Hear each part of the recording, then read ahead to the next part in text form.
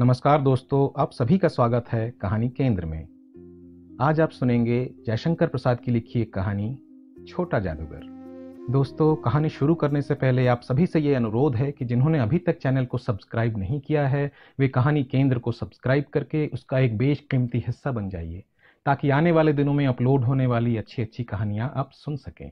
आप सभी के सहयोग से ही ये चैनल आगे बढ़ सकता है और साथ ही साथ इससे मेरी भी हौसला अफजाई होती है। तो शुरू करते हैं आज की कहानी।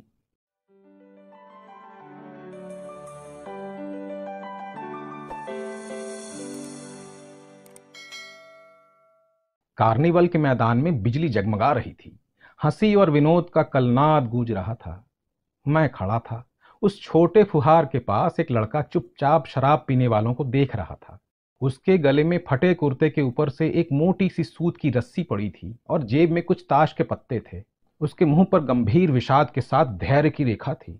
मैं उसकी ओर न जाने क्यों आकर्षित हुआ। उसके अभाव में भी संपूर्णता थी। मैंने पूछा, क्यों जी, तुमने इसमें क्या देखा? मैंने सब देखा। यहाँ चूड़ी फेंकते हैं, खिलौनों पर निशाना लगाते हैं, तीर से नंबर छेदते हैं। मुझे तो खिलौनों पर निशाना लगाना अच्छा मालूम हुआ। उससे अच्छा तो ताश का खेल मैं ही दिखा सकता हूं।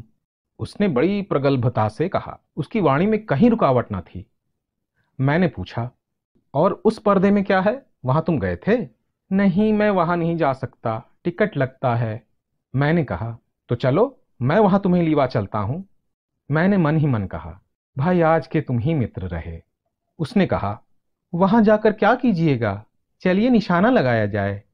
मैंने उससे सहमत होकर कहा, तो फिर चलो पहले शरबत पी लिया जाए। उसने स्वीकार सूचक सिर हिला दिया। मनुष्यों की भीड़ से जाड़े की संध्या भी वहां गर्म हो रही थी। हम दोनों शरबत पीकर निशाना लगाने चले। राह में ही उससे पूछा, तुम्हारे और कौन हैं? माँ और बाबूजी। उन्होंने तुमको यहां आने के लिए मना नहीं किया? बाबूजी जेल में हैं। क्यों? देश के लिए, वो गर्व से बोला। और तुम्हारी माँ? वो बीमार हैं। और तुम तमाशा देख रहे हो? उसके मुंह पर तिरस्कार की हंसी फूटी। उसने कहा, तमाशा देखने नहीं, दिखाने निकला हूं। कुछ पैसे ले जाऊंगा तो मां को पथ्य दूंगा। मुझे शरबत ना पिलाकर आपने मेरा खेल देखकर मुझे कुछ दे दिया होता तो मुझे अधिक प्रसन्नता होती। मैं आश्चर्य से उस 13-14 वर्ष के लड़के को देखने लगा। हाँ, मैं सच कहता हूं बाबूजी, माँ जी बीमार हैं, इसलिए मैं नहीं गया। कहाँ? जेल में। जब कुछ लोग खेल तमाशा देखते ही हैं तो मैं क्यों ना दिखाकर मां की दवा करूं और अपना पेट भरूं। मैंने दीर्घ निश्वास लिया। चारों ओर बिजली के लट्टू नाच रहे थे। मन व्यग्र हो उठा। मैंने उससे कहा, अच्छा चलो निशाना लगाया जाए। हम दोनों उस जगह पर पहुंचे जहां खिलौने को गेंद से गिराया जाता था। मैंने 12 टिकट खरीद कर उस लड़के को दे दिए। वो निकला पक्का निशानेबाज। उसका कोई गेंद खाली नहीं गया। देखने वाले दंग रह गए। उसने 12 खिलौनों को बटोर लिया, लेकिन उठाता कैसे? कुछ मेरे रुमाल में बंधे, कुछ जेब में रख लिए गए। लड़के ने कहा, बाबूजी, आपको तमाशा दिखाऊंगा, बाहर आइए, मैं चलता हूं। वो 9-2-11 हो गया। मैंने मन ही मन कहा, इतनी जल्दी आंख बदल गई। मैं घूमकर पान की दुकान पर आ गया। पान खाकर बड़ी देर तक इधर उधर टहलता देखता रहा। झूले के पास लोगों को ऊपर नीचे आना देखने लगा। अकस्मात किसी ने ऊपर के हिंडोले से पुकारा, बाबूजी। मैंने पूछा, कौन? मैं हूं, छोटा जादूगर। कलकत्ते के सुरम में बॉटनिकल उद्यान में लाल कमलिनी से भरी हुई एक छोटी सी झील के किनारे घने वृक्षों की छाया में अपनी मंडली के साथ बैठा हुआ मैं जलपान कर रहा था। बातें हो रही थी। इतने में वही छोटा जादूगर दिखाई पड़ा। हाथ में 4 खाने की खादी का झोला, एक साफ जांघिया और आधी बाहों का कुर्ता। सिर पर मेरा रुमाल सूती की रस्सी से बंधा हुआ था। मस्तानी चाल से झूमता हुआ आकर कहने लगा, बाबूजी नमस्ते। आज कहिए तो खेल दिखाऊं? नहीं जी, अभी हम लोग जलपान कर रहे हैं। फिर क्या इसके बाद गाना बजाना होगा बाबूजी? नहीं जी, तुमको। क्रोध से मैं कुछ और कहने जा रहा था। श्रीमती जी ने कहा, दिखलाओ जी, तुम तो अच्छे आए, भला कुछ मन तो बहले। मैं चुप हो गया, क्योंकि श्रीमती जी की वाणी में वो मां की सी मिठास थी जिसके सामने किसी भी लड़के को रोका नहीं जा सकता। उसने खेल दिखाना आरंभ किया। उस दिन कार्निवल के सब खिलौने उसके खेल में अपना अभिनय करने लगे। भालू मनाने लगा, बिल्ली रूठने लगी, बंदर घुड़कने लगा, गुड़िया का ब्याह हुआ, गुड्डा वर काना निकला। लड़के की वाचालता से ही अभिनय हो रहा था। सब हंसते हंसते लोटपोट हो गए। मैं सोच रहा था, बालक को आवश्यकता ने कितना शीघ्र चतुर बना दिया है। यही तो संसार है। ताश के सब पत्ते लाल हो गए, फिर सब काले हो गए। गले की सूत की डोरी टुकड़े टुकड़े होकर जुड़ गई। लट्टू अपने से नाच रहे थे। मैंने कहा, अब हो चुका, अपना खेल बटोर लो, हम लोग भी अब जाएंगे। श्रीमती जी ने धीरे से 1 रुपया दे दिया। वो उछल उठा। मैंने कहा, लड़के, छोटा जादूगर कहिए, यही मेरा नाम है, इसी से मेरी जीविका है। मैं कुछ बोलना ही चाहता था कि श्रीमती जी ने कहा, अच्छा, तुम इस रुपए से क्या करोगे? पहले पेट भर पकौड़ी खाऊंगा, फिर एक सूती कंबल लूंगा। मेरा क्रोध अब लौट आया। मैं अपने पर बहुत क्रुद्ध होकर सोचने लगा, ओह कितना स्वार्थी हूं मैं। उसके 1 रुपए पाने पर मैं ईर्ष्या करने लगा था ना। वो नमस्कार करके चला गया। हम लोग लता कुंज देखने के लिए चले। उस छोटे से बनावटी जंगल से संध्या साए साए करने लगी थी। अस्ताचलगामी सूर्य की अंतिम किरण वृक्षों की पत्तियों से विदाई ले रही थी। एक शांत वातावरण था। हम धीरे धीरे मोटर से हावड़ा की ओर जा रहे थे। रह रहकर छोटा जादूगर स्मरण होता था।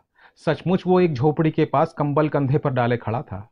मैंने मोटर रोककर उससे पूछा, तुम यहां कहां? मेरी मां यही है ना, अब उसे अस्पताल वालों ने निकाल दिया है। मैं उतर गया। उस झोपड़ी में देखा तो एक स्त्री चीथड़ों से लदी हुई कांप रही थी। छोटे जादूगर ने कंबल ऊपर से डालकर उसके शरीर से चिपटते हुए कहा, मां। मेरी आंखों से आंसू निकल पड़े। बड़े दिन की छुट्टी चली थी। मुझे अपने ऑफिस में समय से पहुंचना था। कलकत्ते से मन ऊब गया था। फिर भी चलते चलते एक बार उस उद्यान को देखने की इच्छा हुई। साथ ही साथ जादूगर भी दिखाई पड़ जाता तो और भी। मैं उस दिन अकेले ही चल पड़ा। जल्द लौट आना था। 10 बज चुके थे। मैंने देखा कि उस निर्मल धूप में सड़क के किनारे एक कपड़े पर छोटा जादूगर का रंगमंच सजा था। मोटर रोककर उतर पड़ा। वहां बिल्ली रूठ रही थी, भालू मनाने चला था, ब्याह की तैयारी थी। ये सब होते हुए भी जादूगर की वाणी में वो प्रसन्नता की तरी नहीं थी। जब वो औरों को हंसाने की चेष्टा कर रहा था तब जैसे स्वयं कांप जाता था, मानो रोए रो रहे थे। मैं आश्चर्य से देख रहा था। खेल हो जाने पर पैसा बटोरकर उसने भीड़ में मुझे देखा। वो जैसे क्षण भर के लिए स्फूर्तिमान हो गया। मैंने उसकी पीठ थपथपाते हुए पूछा, आज तुम्हारा खेल जमा क्यों नहीं? मां ने कहा कि आज तुरंत चले आना, मेरी घड़ी समीप है। अविचल भाव से उसने कहा, तब भी तुम खेल दिखाने चले आए? मैंने कुछ क्रोध से कहा, मनुष्य के सुख दुख का माप ही साधन तो है, उसी के अनुपात से वो तुलना करता है। उसके मुंह पर वही परिचित तिरस्कार की रेखा फूट पड़ी। उसने कहा, क्यों ना आता? और कुछ अधिक कहने से जैसे वो अपमान का अनुभव कर रहा था। क्षण भर में मुझे अपनी भूल मालूम हो गई। उसके झोले को गाड़ी में फेंक कर उसे बिठाते हुए मैंने कहा, जल्द चलो। मोटर वाला मेरे बताए हुए पथ पर चल पड़ा। कुछ ही मिनटों में मैं झोपड़ी के पास पहुंचा। जादूगर दौड़कर झोपड़े में मां मां पुकारता हुआ घुसा। मैं भी पीछे था, किंतु स्त्री के मुंह से बे निकल कर रह गया। उसके दुर्बल हाथ उठकर गिर गए। जादूगर उससे लिपटा रो रहा था। मैं स्तब्ध था। उस उज्जवल धूप में समग्र संसार जैसे जादू सा मेरे चारों ओर नृत्य करने लगा।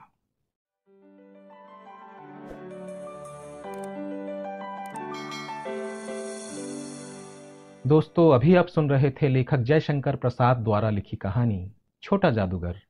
ये कहानी आपको कैसी लगी मुझे कमेंट सेक्शन में बताइएगा। अच्छी लगने पर इसे लाइक और अपने जानने वालों में शेयर करिएगा ताकि वे भी इसका आनंद उठा सकें। और नई कहानियों को समय पर सुनने के लिए बेल आइकन को प्रेस करके ऑल पर सेट कर दीजिए। आप सभी का हृदय से धन्यवाद।